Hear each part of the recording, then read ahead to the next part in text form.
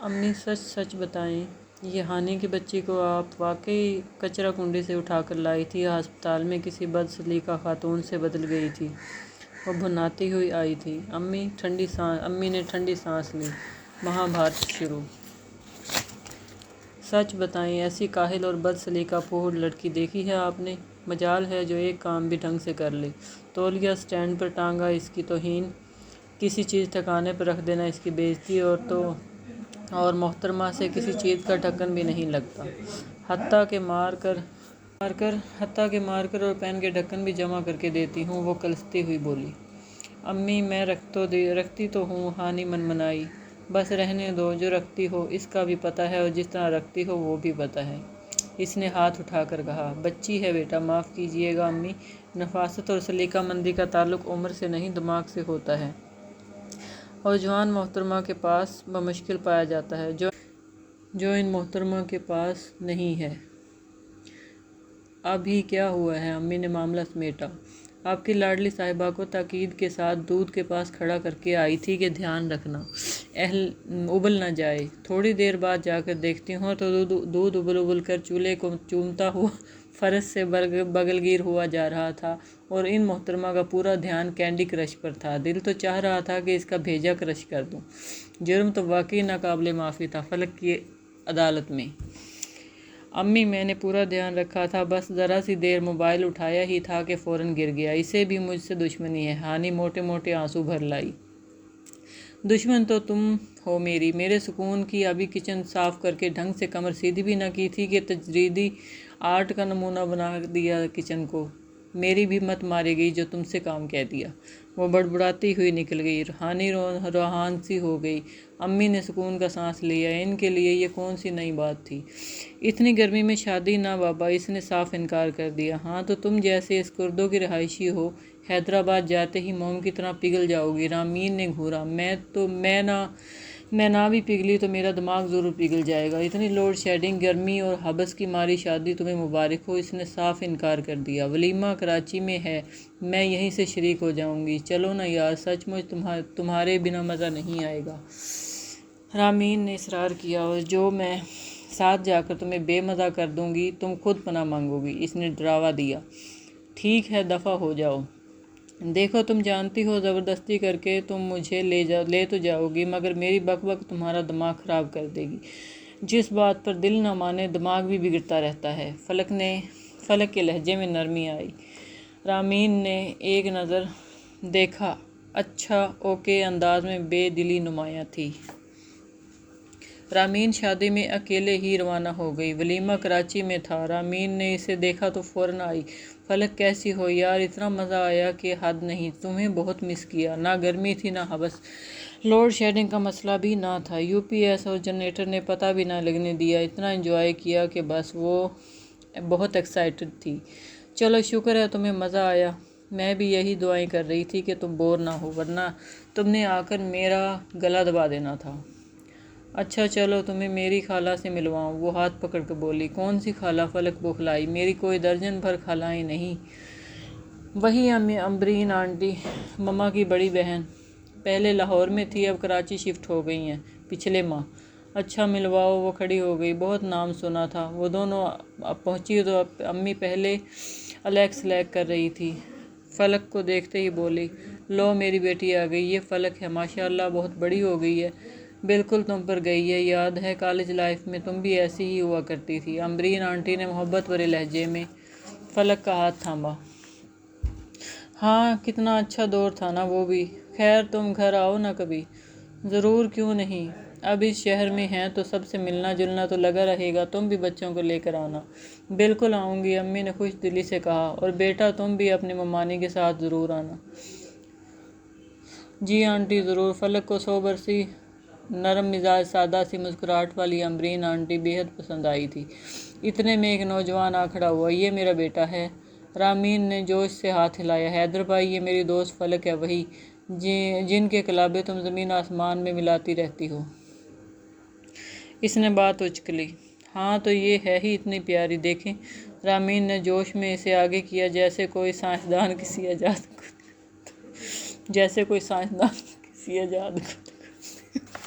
जैसे कोई साइंसदान किसी आज़ाद को दिखाते हुए कहे, देखिए हाथ से कोई साइंसदान किसी आज़ाद को दिखाते हुए कहे, देखिए हाज़रीन, ये मेरी फ़खरिया पेशकश। वो फिर आमीन भी। अचानक बिलमुकाबिल खड़ा करने पर फलक कुछ जुज़-बुज़ हुई। नौजवान ज़हर मुस्कुराया, कहा, कुछ नहीं है। गहरी नज़र ज़रूर डाली। आंटी वो मशल भी आई है। रामीन को कोई नज़र आ गया। वो आगे बढ़ गई। अम्मी, कौन आ रहा है? रामीन ने हैरानी से पूछा। घर में हलचल सी थी। अम्मी किचन में मसरूफ़, हानी भी सफाई करने में हलकान, और तो और जनाब टीपू भी मांस पकड़े जाले साफ़ कर रहे थे। इसे देखते ही जंप लगाई। स्टोल इनकी शरारत का साथ न दे इसका, और वो ज़मीन बॉस हुए। हाय, सदा उबरी, दुख भरी कराहती हुई। इलाही खैर। अम्मी दहल कर बाहर निकली। टीपू ने ओवर एक्टिंग में जूनी लेवर को भी मात दे दी। लो, अब इतने से स्टूल से गिरकर अभी तक ज़मीन पर पड़े हो, खड़े हो जाओ। वो माँ थी, जानती थी लाल कितना बड़ा एक्टर है। फलक वहीं खड़ी रही। हानी ने गर्दन उठाकर देखा और फिर से गिलास डोर साफ़ करने लगी। यानी कोई भी सदा बेकरां से मुतासिर ना हुआ। मैं तो इस घर में अक़लियत हूँ ना, कोई मेरी नहीं सुनता। लोगों के घर इकलौते बेटों को सर पर बिठाया जाता है, शहजादों की तरह रहते हैं। मैं तो इकलौता होकर भी ख्वार हो रहा हूँ। इसने आहो बका करके आसमान हिला दिया। ओ मर्दों की मीना कुमारी, काम करो। 10 मिनट में लाउंज साफ़ ना किया तो 1 हफ्ते तक बाइक की चाबी नहीं मिलेगी। मुंह बिल्कुल बंद होना चाहिए। जी अम्मी। धमकी खासी तगड़ी थी। वो फ़ौरन स्टॉल सीधा करके दोबारा चढ़ गया। अब हाथों में तेज़ी थी। अम्मी मुस्कुराते हुए वापस किचन में चली गई। मेरा सवाल तो वहीं रह गया, कौन आ रहा है? वो किचन में चली आई। अरे बेटा, वैसे तो कोई ख़ास बात नहीं। टीपू का आज ऑफ था, सोचा लाउंज साफ़ करवा लूँ। तुम्हारा भी प्रैक्टिकल था, मुझे पता था देर से आओगी तो किचन में चली आई। वैसे अमरीन ने कहा था शाम को आएगी, इसके आने में तो काफ़ी टाइम है। अम्मी ने तफसील बताई। ओह अच्छा, आप चलें, मैं देख लेती हूँ। अरे नहीं बेटा, अभी तो कल से आई हो, सब काम हो गया है। बस ये 2 नालायक अपना काम समेट लें तो खाना लगाती हूँ। उन्होंने प्यार से कहा तो वो इनसे माथे पर प्यार करके निकल गई। तुम्हारी अम्मी और मेरी दोस्ती की बुनियाद नफासत पसंदी पर मबनी थी। हम दोनों वही बहुत सलीकामंद और तहजीब व तरतीब के दिलदादा थे। दूर की रिश्तेदारी थी मगर दोस्ती खासी गहरी हो गई। कहते हैं ना, एक जैसी फितरत इंसान को करीब ले आती है। बस हमें भी इसी खूबी ने करीब कर दिया। हमारे नोट्स, हमारे यूनिफॉर्म, असाइनमेंट ज़रबुल मसल थे। फिर शादी हुई और मैं लाहौर आ गई तो मिलना जुलना ख़त्म हो गया। अब साहिबजादे की पोस्टिंग कराची हुई तो बोरिया बिस्तर समेटा और रुखते सफ़र बांध लिया। अम्बरीन आंटी का लहजा बहुत मीठा और नरम सा था। आपकी फितरत अम्मी जैसी है, तो क्या आप भी छुट्टी के दिन बांस पर झाड़ू लगवा कर हैदर भाई से जाले साफ़ करवाती हैं? टीपू मुँह फाड़ कर बोला। चाय पीते हैदर को अच्छू लग गया। अम्बरीन हंस पड़ी। अम्मी ने कड़ी नज़रों से घूरा मगर वो मासूम चेहरा लिया अम्बरीन के जवाब का मुंतज़िर रहा। ना सिर्फ जाले, पंखे, फानूस, बल्ब भी साफ़ करवाती हूँ। हैं? टीपू का मुंह लटक गया। हाँ यार, मैंने भी बहुत सी मकड़ियों को बेघर किया है। अब ये काम छोटे अरसल का है। ओह अच्छा, इसकी आवाज़ में मर्दनी थी। सफाई पर कोई समझौता नहीं। बचपन से ही बच्चों को ऐसी तरबियत दी कि वो तवाज़ुन के साथ खूबसूरती को कायम रखे। बेतरतीबी और गंदगी मुझसे बर्दाश्त नहीं। अल्लाह ताला ने बेटियां नहीं दी तो क्या हुआ, मेरे बेटों ने बेटी की तरह ज़िम्मेदारी से घर को संभाला है। कभी बाज़ार से मेरे घर खाना नहीं आया। मैं बीमार होती तो हैदर के बाबा खाना तक बना लेते थे। चाय, नाश्ता, लंच सब की ज़िम्मेदारी खुद उठा लेते थे। इनके लहजे में शोहर के लिए फ़ख्र और मोहब्बत थी। वाओ! फलक बेहद मुतासिर हुई और घूर कर टीपू को देखा, जैसे कह रही हो, देखो ऐसे भी लोग हैं इस दुनिया में। हैदर मुस्कुरा दिया। फिर तो आप बिल्कुल आपी की डुप्लीकेट हैं। इनको भी सफाई का मराक है। एक तौलिया तक नहीं फेंकने देती और इधर उधर इतनी बातें सुनाती है कि हद नहीं। बंदा सोचे खुदकशी करके मर जाए मगर गलती से भी तौलिया स्टैंड से ना हटाए। हानी ने भी राज अफशा किया। अम्बरीन फिर हंस पड़ी। हानी, अम्मी ने घूरा। रहने दो, तुम्हारे बच्चे भी तुम्हारी तरह हैं, सच्चे और सादा हैं। और ये इनकी खूबसूरती है। सच मुझे इनसे मिलकर बहुत मज़ा आया। تم لے کر آؤ نا کسی دن انہیں میرے گھر میں۔ ہیں اچھا۔ ہانی سیدھی ہو بیٹھی۔ ٹیپو نے بھی فخر سے گردن ڈالی اور فاتحانہ سے نگاہوں سے فلک کو دیکھا۔ مگر امی صرف ایک بچے کو لے کر جاتی ہیں جہاں بھی جاتی ہیں، ہانی نے وضاحت کی۔ نہیں نورا، میرے گھر تم سب لوگ آؤ گے، کوئی بہانہ نہیں چلے گا، سب کو لانا۔ انہوں نے پیار سے پاس بیٹھی ہانی کے کندھے پر ہاتھ رکھا۔ ہاں ہاں کیوں نہیں۔ امی کا خون کھول رہا تھا مگر مسکرا رہی تھی۔ کچھ دیر بعد آنٹی بہت تاکید کر کے ساتھ آنے کی دعوت دے کر گئی۔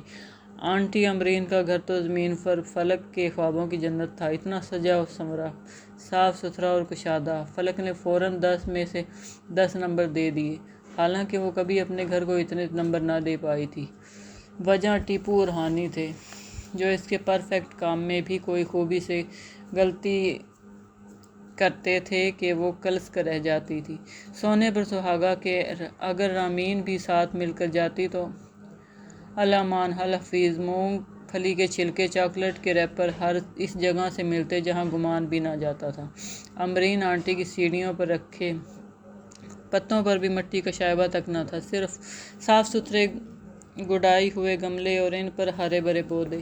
نظر جدھر جاتی تھی خوش ہو کر پلٹ آتی تھی۔ امرین آنٹی کی مہمان نوازی نے دل جیت لیا۔ ارسل سے مل کر ٹیپو بڑا متاثر ہوا، بالکل کسی ماہر کی طرح ٹیبل سیٹ کی اور کھانا لگوانے میں مدد کی اور ذرا ہائے وائے نہ کی، جیسے اس کے روز کا معمول ہو۔ خوشگوار ماحول میں کھانا کھایا گیا۔ فلک بیٹی کیسا لگا گھر؟ انہوں نے پوچھا۔ بہت بہت خوبصورت اور حسین، اس نے دل سے کہا۔ سچ آپی، میرا تو دل چاہ رہا ہے کہ ہم ٹیپو کو ارسل سے بدل لیں، ہانی نے خوشی سے کہا۔ ٹیپو کو ارسل سے بدلنے سے بہتر ہے کہ تم لوگ اپنی عادتیں بدلو۔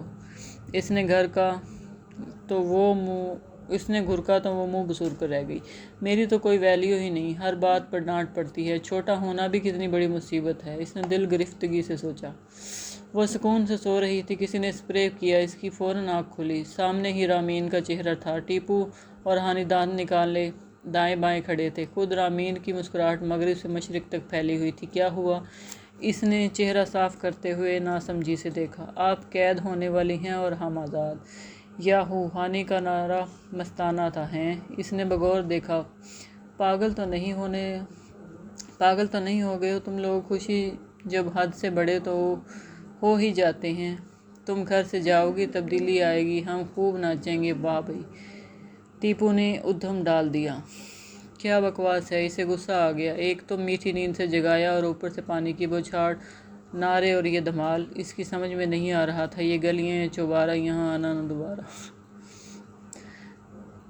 چپ کرو مراسیو، کوئی آسان زبان میں سمجھائے گا یہ اعصاب پر فضول گانوں کے ڈرون حملے کیوں ہو رہے ہیں؟ میں سمجھاتا ہوں۔ میری فلک بنے گی دلہن اور پھول کھلیں گے دل کے۔ ارے میری بھی شادی ہو جائے، دعا کرو سب مل کے۔ ہائے ہائے! یہ ہائے گانے میں شامل نہ تھا، بلکہ اس دھموکے کا اثر تھا جو امی نے آتے ہی جڑا تھا۔ وہ کمر سہلاتا کھڑا ہوا۔ مجھے پتا تھا تم لوگ یہ نوٹنکی ہی کر رہے ہوگے، صبر تو ہے ہی نہیں، کوئی بات پیٹ میں ہی نہیں رہتی۔ امی نے حیران پریشان فلک کو ساتھ لگایا، تینوں سیدھے ہو گئے۔ امی یہ سب کیا ہے؟ بیٹا تم سے سکون سے بات کرنا چاہتی تھی، مگر یہ لوگ بھی نا۔ اصل میں امرین نے حیدر کے لیے تمہارا رشتہ مانگا ہے۔ کیا؟ اسے خوشگوار حیرت ہوئی۔ تینوں کی بات چیرنے کا مقصد سمجھ میں آ گیا تھا۔ میں نے سوچا تم سے رائے لے لوں۔ اس سے کیا رائے لینی ہے؟ یہ تو امرین آنٹی کا گھر دیکھ کر ہی فوت ہو گئی تھی۔ چہرہ دیکھ کر سمجھ لیں کہ لڑکی راضی ہے۔ اب کیا بچی کی جان لیں گی؟ رامین کی شرارت عروج پر تھی۔ فلک کے لبوں پر مسکراہٹ دمک رہی تھی، چہرہ سنہری سا ہو گیا تھا۔ ماں کی نظر میں اطمینان تھا۔ تم سوچ لینا، انہوں نے ٹائم دیا، مگر جواب تو اس کے چہرے پر لکھا تھا۔ وہ مسکراتی ہوئی اٹھ کھڑی ہوئی۔ اب تم لوگ ڈیمانڈ ڈال لو۔ یاہو! تینوں نے مل کر شور مچایا۔ فلک کو کانوں کے پردے پھٹتے ہوئے محسوس ہوئے۔